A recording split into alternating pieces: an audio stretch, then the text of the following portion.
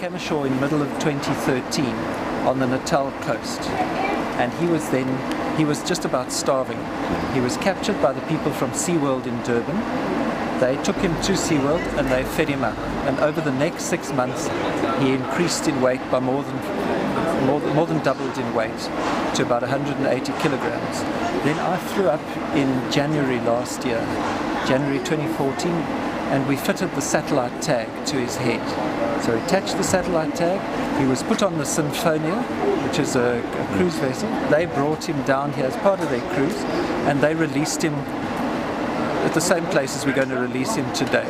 So about 60 kilometers offshore into the Agulhas Current. And he swam south from there and ended up swimming as far as Antarctica. Then he turned around, he turned north, he swam north, eventually spent 2 days on Marion Island, and then he swam further north again until he was along the South African coast. He spent a little while just offshore the South African coast on the continental shelf, and in November last year, towards the end of November last year, he came ashore at Cape Recife.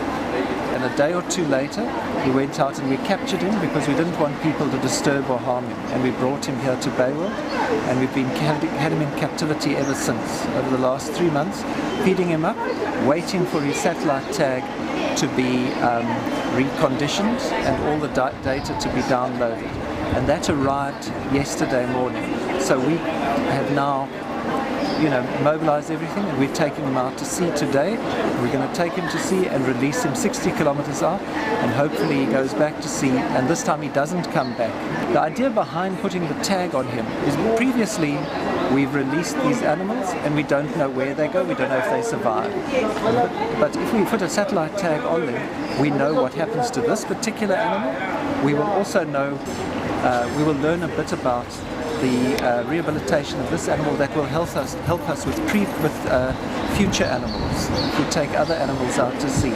And another thing is we are using information we gain from this animal to learn about the biology of southern elephant seals.